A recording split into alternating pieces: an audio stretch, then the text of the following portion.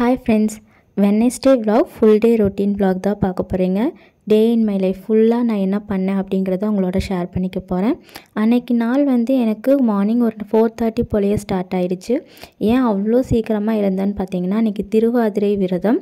So கோயிலுக்கு போக முடியுமான்னு எனக்கு தெரியல. ஸோ காலையில் சீக்கிரமாக எழுந்து சாமி கும்பிட்டுக்கலான்னு சொல்லிட்டு சீக்கிரமாகவே எழுந்து ஃப்ரெஷ் ஆகிட்டு சாமிக்கு பூவெல்லாம் வச்சு சாமியை ரெடி பண்ணி வச்சுட்டு கோலம் போட்டு வந்துட்டு சாமி கும்பிட ஸ்டார்ட் பண்ணியாச்சு. சாமிக்கு நான் சிவப்பு அவலும் கரும்பு சக்கரம் தான் படையல் போட்டிருந்தேன். பெருசாக என்னால் காலையில் எதுவும் செஞ்சுக்க முடியல. நான் எழுந்ததுமே என் பொண்ணும் எழுந்துட்டா. நல்லாவே கணவருக்காக நல்லபடியாக சாமி கும்பிட்டாச்சு. கும்பிட்டதுமே பிரேக்ஃபாஸ்ட் என்ன பண்ணலாங்கும்போது நைட்டே நான் கருப்பு சுண்டல் ஊற வச்சுருந்தேன். அதைத்தான் வேக வச்சு குழம்பு பண்ணிக்கலாம் அப்படின்னு சொல்லிட்டு அது ரெடியாக வேக வச்சாச்சு. அதுக்கு புட்டு பண்ணியிருந்தேன். புட்டு நார்மலாக நம்ம பண்ணுறதால அதோட ஒரு ஸ்பூன் கீ போட்டு பண்ணோம் அப்படின்னா டேஸ்ட்டு நல்லாயிருக்கும். புட்டு எப்போ போல் நல்லாவே பிசைஞ்சு எடுத்தாச்சு. இதில் ஒரு சின்ன டிப்ஸ் இருக்குது. என்னன்னு பார்த்துட்டிங்க அப்படின்னா, புட்டுக்கு நல்லா மாவு பிசைஞ்சதுக்கப்புறமா அது கொஞ்சம் கட்டியாக இருக்கும். அதுக்கு என்ன பண்ணணும் அப்படின்னா, ஒரு வீட்டில் வடிகட்டுறதுக்கு நம்ம ஏதாவது சல்லடை வடிகட்டி இந்த மாதிரி வச்சுருப்போம்ல, அதை எடுத்துக்கணும். அதை எடுத்துட்டு அதில் நம்ம பிசைஞ்ச மாவை போட்டு தேய்ச்சோம் அப்படின்னா உதிரியான மாவுகள் எல்லாமே கீழே போயிடும். மேலே அந்த கட்டி மட்டுமே சேர்ந்துக்கும். நான் பண்ணுற மாதிரி பண்ணிங்க அப்படின்னா நல்லாயிருக்கும். ரொம்ப சாஃப்டான புட்டு சாப்பிட்லாம். ரொம்ப டேஸ்ட்டாகவும் இருக்கும். இந்த மாதிரி ஒரு டைம் ட்ரை பண்ணி பாருங்கள். மார்னிங் பிரேக்ஃபாஸ்ட்டு ரெடி பண்ணதுமே பாப்பா கொஞ்சம் நேரம் தூங்க வச்சுருந்தேன். அந்த டயத்தை யூஸ் பண்ணி என்னோடய பிரேக்ஃபாஸ்ட் எல்லாமே ரெடி பண்ண ஆரம்பிச்சிட்டேன். கொழாய் புட்டு தான் செஞ்சுருந்தேன். புட்டுக்கு எல்லாம் ரெடி பண்ணி போடலாங்கும்போது குட்டி பொண்ணு எழுந்திரிச்சிருச்சு. இதுக்கு மேலே நம்மளால் புட்டெல்லாம் எடுக்க முடியாது அப்படி சொல்லிட்டு கொழாயில் ரெடி பண்ண புட்டு வச்சுட்டேன். ஃபஸ்ட்டு புட்டு வச்சுட்டேன். அதுக்கப்புறம் மீதி இருக்கிற புட்டு இட்லி பாத்திரத்தில் போட்டு வச்சாச்சு. இதுக்கு அப்புறம் பார்த்திங்கன்னா, நான் குழம்புக்கு எல்லாம் ரெடி பண்ண ஆரம்பிச்சிட்டேன். குழம்பு எனக்கு என்ன பண்ணேன்னா, தக்காளி வெங்காயம் எல்லாத்தையும் வதக்கி தான் செஞ்சுருந்தேன். வதக்கி அரைச்சி போட்டோம் அப்படின்னா மார்னிங்லேருந்து நம்மளுக்கு நைட்டு வரைக்கும் வரட்டும். ஏன்னா அன்றைக்கி சடோன் வேறு, பவர் கட்டுன்னு வேறு சொல்லிட்டாங்க. சும்மா கிச்சன் வரக்கும் கடுப்பாகும். ஸோ மார்னிங் ஒரே குழம்பாக வச்சிடலாம் அப்படின்னு சொல்லிட்டு மார்னிங் ஒரே குழம்பாக வச்சாச்சு. வச்சதுமே பாப்பாவும் எழுந்துட்டா அப்படின்னால அவளை ஒரு கையில் வச்சுட்டே சமைக்கிற மாதிரி இருக்கும். அதனால் நான் கிச்சனில் சேர் போட்டிருப்பேன். பண்ண வேண்டியதெல்லாம் அப்பப்போ வதக்கி விட்டுட்டு நம்ம வெளியே உட்காந்தோம் அப்படின்னா மறந்துடுவோம். ஒரு சில டயத்தில் நம்ம என்ன பண்ணுவோன்னா, கிச்சனில் என்ன வச்சோம் அப்படிங்கிறதையே மறந்துடுவோம். அது பாப்பாவுக்கு பார்த்துட்டு பேசிட்டு அவங்களோ விளையாண்டுருக்கும்போது சுத்தமாக மறந்துடுவோம். அந்த டயத்தில் அதனால நான் என்ன பண்ணியிருந்தேன்னா, கிச்சன்லேயே ஒரு சேர் போட்டுப்பேன். அப்பப்போ வேலை செஞ்சுட்டு அப்பப்போ அதில் உட்காந்துக்குவேன். ஏன் அப்படின்னா, ஒரு பக்கம் பாப்பாவை கையில் வச்சுட்டே வேலை செய்ய முடியாது. ஸோ அவளுக்கு பிரேக்ஃபாஸ்ட் காலையில் கொடுத்துட்டு ஒரு 8:30 போல் வெயில் வந்துருச்சு. வெயிலில் கொஞ்சம் நேரம் பாப்பாவை காமிச்சிட்ருந்தேன். எப்போவுமே இது பண்ணுவேன். அதனால் காலையில் கொஞ்சம் நேரம் பாப்பாவை வெயிலில் காமிச்சிட்டு தூங்க வைக்கலாம் அப்படிங்கும்போது மேடம் தூங்கவே இல்லை.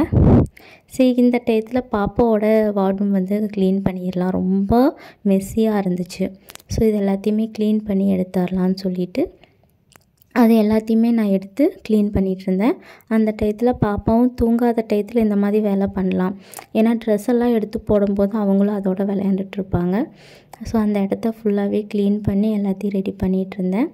அதுக்கிடையில் பார்த்துட்டிங்கன்னா, அவளோட பாக்ஸில் இருக்கிற ட்ரெஸ் எல்லாத்தையுமே எடுத்து பாப்பா வெளியே போட்டுட்டு நல்லா ஜாலியாக என்ஜாய் பண்ணி விளையாண்டுருந்தேன். நான் மடித்து வைப்பேன், அவங்க எடுத்து கலைச்சி போடுவாங்க. இந்த மாதிரி தான் நடந்துகிட்ருந்துச்சு. சரி, ஏதாவது ஒன்று நீ பண்ணால் போதும், அமைதியாயிருமா அப்படிங்கிற மாதிரி பாப்பா வச்சுக்கிட்டு வேலை எல்லாத்தையுமே முடித்தேன். ஃபுல்லாக எல்லாத்தையுமே க்ளீன் பண்ணி அடுக்கி வச்சதுக்கப்புறம் இந்த மாதிரி தான் இருந்துச்சுங்க. அன்றைக்கி இந்த ஒர்க் மட்டும்தான் ரொம்ப செஞ்சுருந்தேன். வேறு எதுவுமே பெருசாக செஞ்சுக்கல. அதுக்கப்புறம் ட்ரெஸ் எல்லாம் மடித்த டயர்டில் பாப்பாவுக்கு தூக்கம் வந்துருச்சு.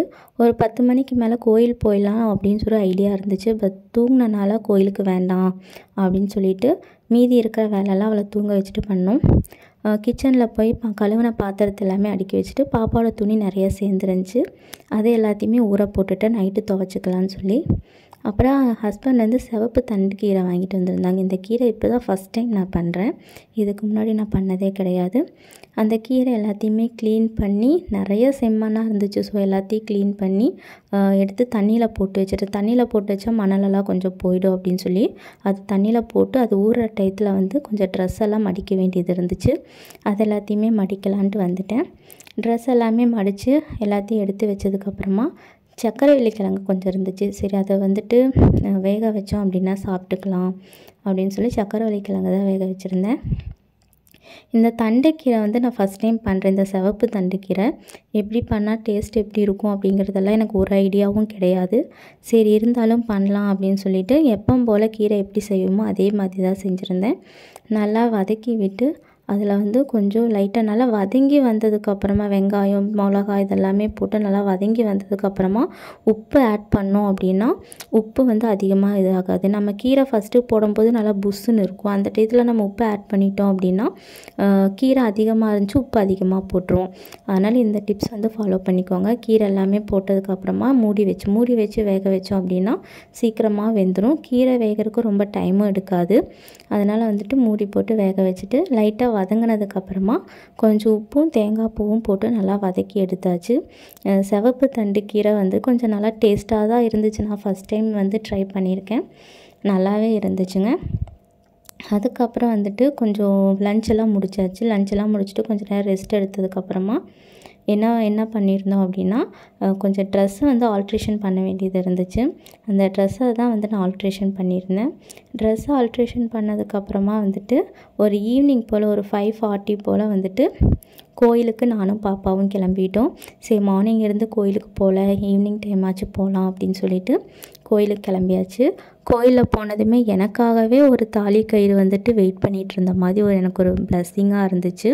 அந்த ஒரு கயிறு மட்டும்தான் இருந்துச்சு. அந்த கோயிலில் பெரிய கூடை இருந்துச்சு. அந்த கூடை நிறைய மஞ்சள் குங்குமம் இருந்தாலும் இந்த ஒரு கயிறு மட்டும் அந்த இதுக்கு கீழே ஒளிஞ்சிட்டு இருந்துச்சு.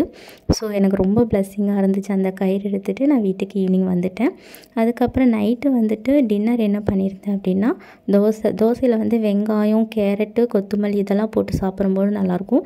ஏன்னா அது காலையில் வச்சு அதே சுண்டக்கடலை குழம்பு தான் இருந்துச்சு.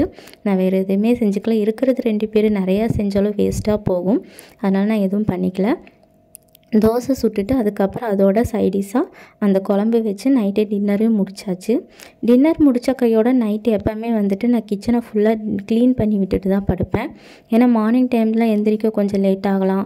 இல்லை நான் எந்திரிக்கும் போதே பாப்பா எந்திரிச்சிட்டா அப்படின்னா எனக்கு எந்த வேலையுமே ஓடாது.